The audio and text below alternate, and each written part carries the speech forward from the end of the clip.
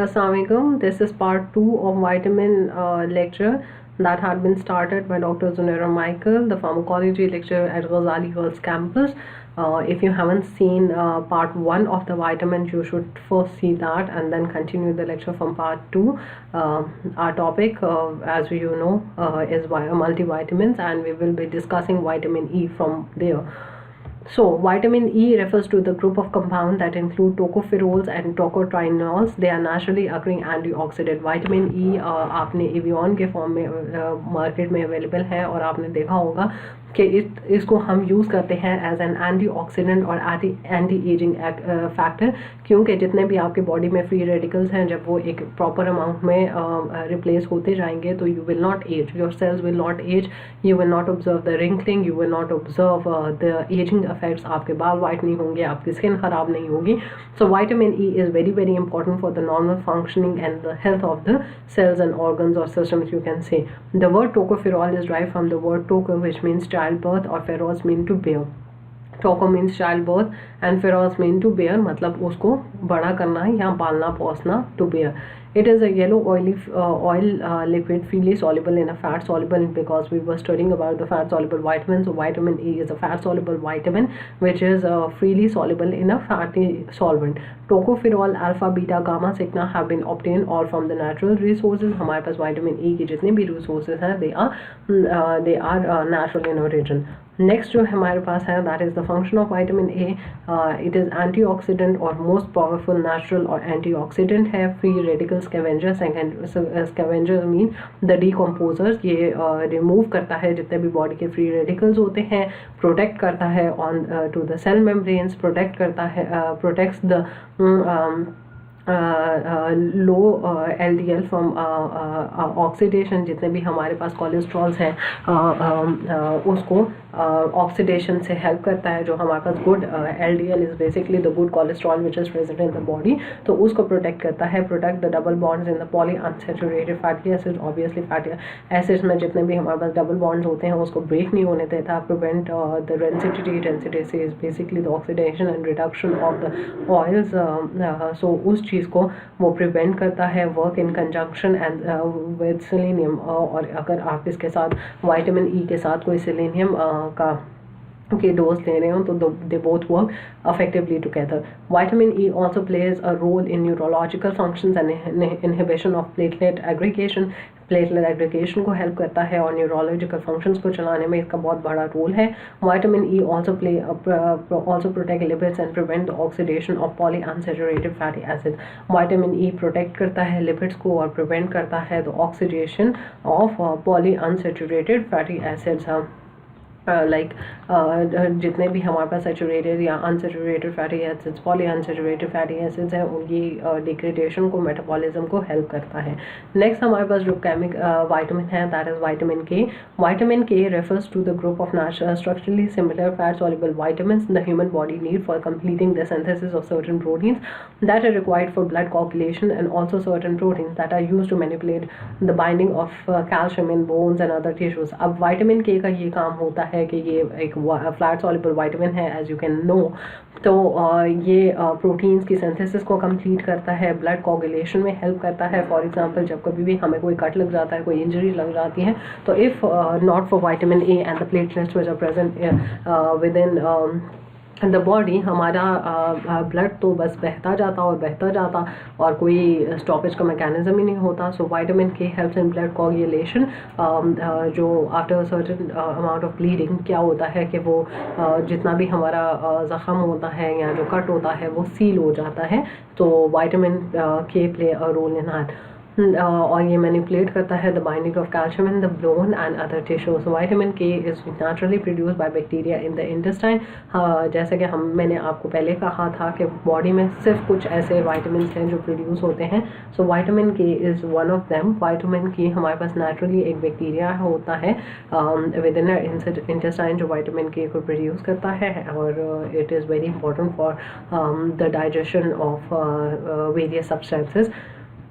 It is essential for production of the type of protein called prothrombin and other factors which are factors involved in blood clotting mechanism. Hence, it is also known as anti-hemorrhagic vitamin. Anti-hemorrhagic vitamin इसको इसी वजह से कहा जाता है because जब कभी भी हमें कट लगता है तो उसके बाद विटामिन के वहाँ पर क्लॉट बना देता है, ब्लड को जमा देता है, उसको वो कर देता है, सील कर देता है जख्म को. और वो किस तरह करता है? It does it by the production of a protein called prothrombin. Vitamin K include two natural vitamins, vitamin K जिसको हम phyloquinone कहते हैं, and vitamin K2 that is menaquinone. Obviously दो इसके alternatives हैं vitamin K के. डाइटरी सोर्स जितनी भी हमारे पास मोस्टली ग्रीन वेजिटेबल्स, पालक, खीरे और ये सब कुछ होता है, इसके अंदर विटामिन के होता है. बटर के अंदर होता है, काजू के अंदर होता है, बेरीज के अंदर होता है, और हमारे पास वैरायटी ऑफ फ्रूट्स हैं जिसके अंदर हमारे विटामिन की एक नेचुरल कंसंट्रेशन मिल जाती हैं. डाइटरी रिक्वायरमेंट्स जो हमारे पास मेन और वुमेन की है that is from 70 to 140 mcg. So you can see it very clearly कि विटामिन के हमें एक बड़ी ही लार्ज कंसंट्रेशन में बॉडी के लिए चाहिए, और चिल्ड्रन के लिए it is 35 to 75 mcg. So it is very important for the normal functioning of the body. Next हमारे पास फंक्शन ऑफ विटामिन के है. It is essential for hepatic synthesis of coagulation factor. Obviously हमारा blood का source जो सारा process है it is somehow related with our hepatic and kidney and everything. So जो हमारी सिंथेसिस ऑफ कोगुलेशन फैक्टर्स हैं दैट इज़ 2, 5, 10, 9, 7. सो ये सारी चीज़ें कोगुलेशन फैक्टर की सिंथेसिस में वो हेल्प आउट करता है. Clotting it prevent the haemorrhage only in cases when there is defective production of prothrombin. तभी ये हेमरेज की केसेस में असिस्ट करेगा जब प्रोथ्रोम्बिन की एक इफेक्टिव प्रोडक्शन नहीं हो रही, जितनी प्रोडक्शन प्रोथ्रोम्बिन की होनी चाहिए जब वो नहीं हो रही तो ऑब्वियसली विटामिन के उसकी का रोल ले लेता है. It helps to seal the all the cuts and the injury you get. Oxidative phosphorylation में help करता है. It also act as a cofactor in oxidative phosphorylation which is associated with the lipid. Oxidative phosphorylation का यही मतलब है कि phosphate की production में help करता है, और it acts as a cofactor का यही मतलब है कि it acts as an enzyme जो कि उसकी प्रोडक्शन में असिस्टेंट करता है. Vitamin K is needed for carboxylation of glutamyl residue of calcium binding transport with in the flavin coenzyme and the cytochrome system. अब ये सारा इसका सिंपल वर्ड में यही मतलब है कि ये एज एन एंजाइम अपना काम करता है और बहुत सारी साइटोक्रोमिक एक्टिविटी और सेल ट्रांसपोर्ट्स और उन चीज़ों में it plays a very important role. Vitamin K helps in blood clotting which is essential to stop the bleeding of the wounds. As we have discussed it before कि ये हमारी clotting और उस चीज़ में बहुत ज़्यादा help करता है. People with vitamin K deficiency may experience easy bruising, nosebleed, although the deficit of this vitamin is rare to occur. जिसके पास vitamin एक ऐसा बंदा है जिसके पास vitamin K की जो concentration है वो एक appropriate amount में नहीं है तो उससे क्या होता है कि bruising होती है, nosebleeds होते हैं, लाइक बॉडी की जो नॉर्मल फंक्शनिंग है obviously it will be disturb और उसको लिए आपको इस तरह के सिम्टम्स दिखाई देंगे. द सोर्सेज ऑफ विटामिन के आर एनिमल फैट जिसमें हमारे पास एग योक्स आ जाते हैं, होल मिल्क आ जाता है, red meat, dark green vegetables, spinach, asparagus, जितने भी ग्रीन लीफी वेजिटेबल्स आपके पास आ जाते हैं. अपार्ट फ्रॉम दैट जितना भी मीट है, एग योक्स हैं, होल मिल्क है, उसमें आपके विटामिन के आसानी से मिल जाता है.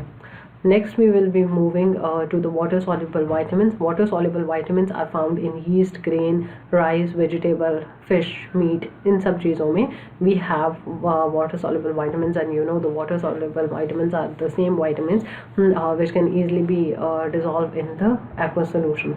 These are essential coenzymes that require in energy releasing mechanism. Energy releasing mechanism में हमारे पास water soluble vitamins की बहुत ज़्यादा ज़रूरत होती है. They also act as a coenzyme for metabolism of protein, carbohydrates and fat. Obviously मैंने आपको बताया है इट एक्ट्स एन एंजाइम जो कार्बोहाइड्रेट्स, फैट्स और प्रोटीन्स की मेटाबॉलिज्म के लिए या एक्सक्रीशन के लिए हेल्प आउट करता है। उसमें हमारे पास बी कॉम्प्लेक्सेस आ जाते हैं और वाइटामिन सी आ जाते हैं। ये B1 thiamine, riboflavin, niacin, pantothenic acid, pyridoxine, biotin, folic acid, cobalamin, ये सारी बी कॉम्प्लेक्सेस हैं which is B1, B2, B3 और ये साथ उनके केमिकल नेम्स हैं। विटामिन सी का केमिकल नेम है दैट इज़ एस्कॉर्बिक एसिड और अभी हम उसको टर्न बाय टर्न स्टडी करेंगे। The dietary source of vitamin B1, अभी हम B1 की बात कर रहे हैं। B1 is basically thiamine. तो ये हमें tuna is a fish, sunflower seeds, white beans, black beans, dried and frozen peas, fresh peas, broccoli, cranberry beans, lentil is basically dal daliya, जो भी आपका ग्रीन बीन्स, सेम सीड्स, तिल। तो ये सारी चीज़ों में ये आपको विटामिन B1 मिल जाता है। मेन की रिक्वायरमेंट है 1.3 मिलीग्राम, वुमेन की 1 milligram, pregnancy and lactating mother की 2 मिलीग्राम, चिल्ड्रन की 1.1 मिलीग्राम। सो हर according to the stage, the age, the gender, the requirement of vitamin B1 changes. अब फंक्शन क्या है? Vitamin B is essential for converting carbohydrates into energy, जो कि हम पहले ही पढ़ चुके हैं कि they act as an enzyme. The most important use of thiamine is in the treatment of berry. ये कंडीशन होती है जिसमें थायमिन की डेफिशिएंसी हो जाती है डाइट के। The symptoms include swelling, tingling और burning sensation in hand and feet, confusion and difficulty breathing. अब ये जो सारी चीज़ें होती हैं they can be help out with the help of thiamine. Thiamine की अगर हमारे पास बॉडी में डेफिशिएंसी है तो उसकी वजह से हमारे पास एक डिजीज़ हो जाती है दैट इज़ बेरी, और उसकी वजह से हमारे पास जो सिम्टम्स आते हैं वो स्वेलिंग, टिंगलिंग और इस तरह के सिम्टम्स हैं। Vitamin B1 helps in maintaining the healthy nervous system, healthy nervous system के लिए हेल्प करता है और हेल्दी म्यूकस मेम्ब्रेन्स की प्रोडक्शन के लिए हेल्प करता है। It helps in digestion of food की डाइजेशन के लिए हेल्प करता है। Provide strength to the muscles को स्ट्रेंथ प्रोवाइड करता है। It is very useful for proper functioning of the heart. Heart की प्रॉपर फंक्शनिंग के लिए हेल्प आउट करता है। नेक्स्ट हमारे पास जो वो है विटामिन B2 राइबोफ्लेविन और that we will be discussing in part 3 of the vitamin series. I hope जो कुछ आपने अभी तक पढ़ा you might have understood it. Thank you so much. Wait for part 3।